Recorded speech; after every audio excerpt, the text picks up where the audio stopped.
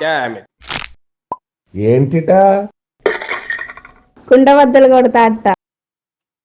నమస్కారం. కుండబద్దల ప్రేక్షకులకి స్వాగతం. వైఎస్ఆర్ కాంగ్రెస్ పార్టీ అంటేనే ఒక పెద్ద బూతుల పార్టీ, అసభ్య పదజాలాల పార్టీ అని చెప్పుకుంటుంటే, మరొక పక్కన ఈ ఆర్కే రోజా కావచ్చు, లేకపోతే కొడాలి నాని కావచ్చు, వీళ్ళు పార్టీలో ఉండి మాట్లాడిన మాటల మూలాన ఆ పార్టీకి ఏ గతి పట్టిందని చూసాం. అయినా కానీ రోజాకి ఇంకా నోటి దూల తగ్గలేదు. నిన్న పిన్నెల్లి రామకృష్ణారెడ్డి జైల్లో, ఆయనే స్వాతంత్ర సమరయోధుడై జైలుకి వెళ్ళలా.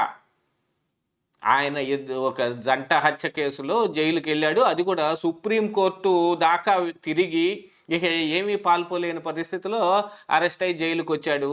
హైకోర్టు, సుప్రీంకోర్టు తిరిగి సుప్రీంకోర్టులోనే అసలు పిన్నెల్లి రామకృష్ణారెడ్డికి కేసు డైరీ ఎలా సంపాదించగలిగాడు అని, ఆ కేసు డైరీ సంపాదించగలిగేంత స్థాయిలో వీళ్ళు ఉన్నారు అని అంటే, వీళ్ళు ఖచ్చితంగా బయట ఉంటే మ్యానిపులేషన్ చేస్తారు, మీరు అర్జెంటుగా లొంగిపోమని చెప్పింది కోర్టు.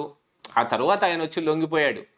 ఆ పిన్నెల్లి రామకృష్ణారెడ్డిని, ఆయన సోదరుని పరామర్శించడానికి నిన్న జైలుకి వెళ్ళిన రోజా బయటకు వచ్చి చంద్రబాబు నాయుడు మీద, పవన్ కళ్యాణ్ మీద అవాకులు చవాకులు పేలింది. అసలు ఇలాంటి నోటి దూల మూలంగానే వాళ్ళకి ఈ పార్టీకి ఇంత గతి పడితే, అయినా ఇంకా వాళ్ళకి బుద్ధి రాలేదు అన్నట్టుగానే పరిస్థితి తయారైంది. చంద్రబాబు నాయుడిని జైల్లో పెట్టాలి అంట.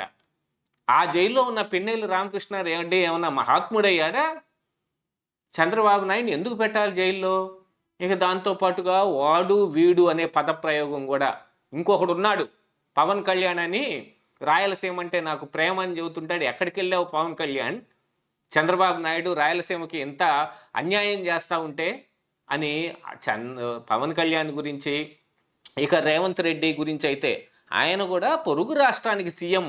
ఇద్దరు సీఎంలను పట్టుకొని ఆవిడ నోటికొచ్చిన మాటలు మాట్లాడింది. చంద్రబాబు నాయుడు, రేవంత్ రెడ్డి ఓటుకు నోటు కేసులో ఇద్దరు తోడు దొంగలు.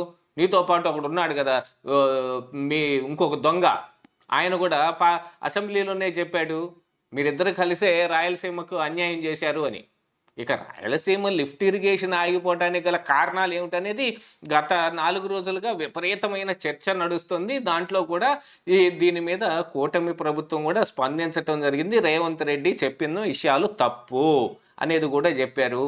ఇక రాయలసీమకు అన్యాయం జరిగింది అని అంటే, రాయలసీమ ఎత్తిపోతల పథకం వస్తేనే న్యాయం జరుగుతుందా, లేకపోతే రాయలసీమకి నీళ్లు వస్తే న్యాయం జరుగుతుందా?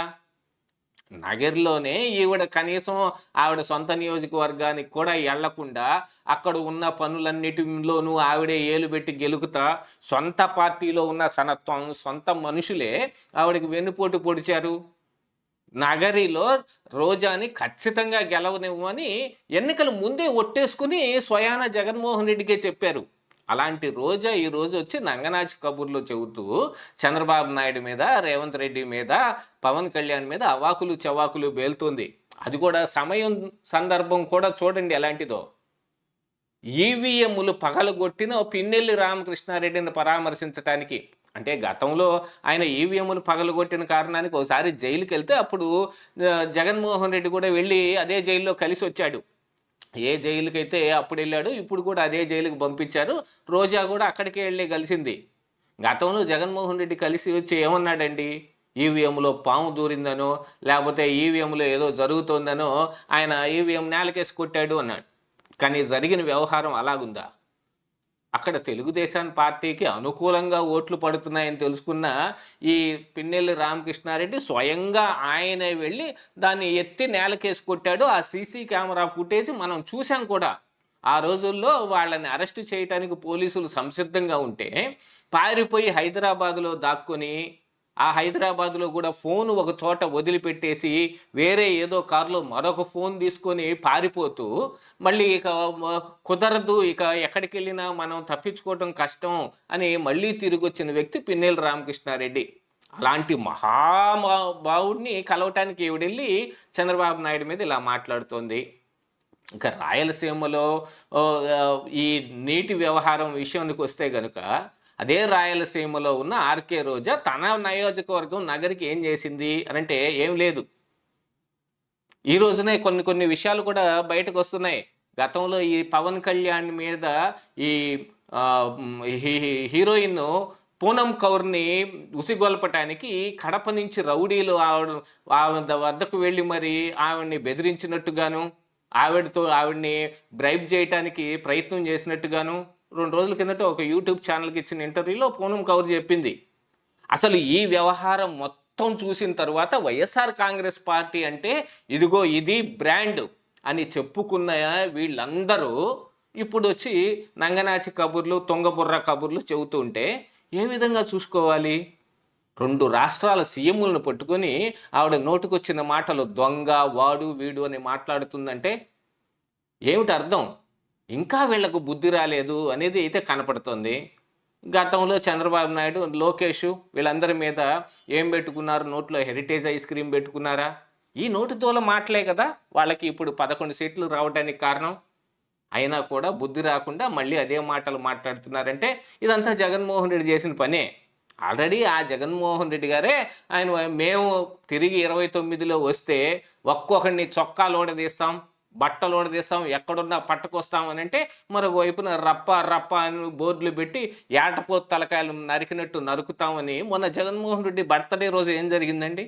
మోగజేవాలు వాటిని తీసుకొచ్చి జగన్మోహన్ రెడ్డి ఫ్లెక్సీ ముందు పెట్టి ఆంతున హఠాసున ఒక ఏట కొడవలి పెట్టి నరికి అది గిలగిలా కొట్టుకుంటూ ఉంటే ఆ రక్తాన్ని తీసుకొని జగన్మోహన్ రెడ్డి ఫ్లెక్సీ మీద పోస్తారా? రక్తాభిషేకం చేస్తారా? ఇది వైఎస్ఆర్ కాంగ్రెస్ పార్టీలో అట్టడుగు స్థాయి కార్యకర్త దగ్గర నుంచి పైన జగన్మోహన్ రెడ్డి దాకా ఇదే కనపడతా ఉంది.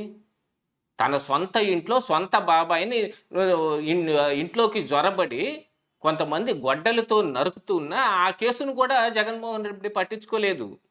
సునీత పోరాడి పోరాడి పోరాడి పోరాడి ఇంకా కోర్టు చుట్టూతా తిరుగుతూనే ఉంది.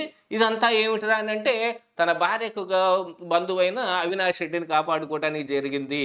అసలు వైఎస్ వివేకానంద రెడ్డి హత్య కేసే కడప ఎంపీ సీటు దగ్గర వివేకానంద రెడ్డితోటి విభేదాలు రావటం మూలానే జరిగిందనేది కూడా సిబిఐ ఆరోపణలు చెబుతోంది.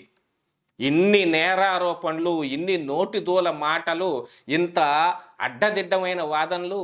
నిన్న భోగాపురం ఎయిర్పోర్టును కూడా జగన్మోహన్ రెడ్డి తానే గట్టి చేస్తే ఆ క్రెడిట్ మొత్తం చంద్రబాబు నాయుడు దొబ్బుకెళ్ళిపోతున్నాడు అని చెప్పుకునే పరిస్థితుల్లోకి వచ్చాడు.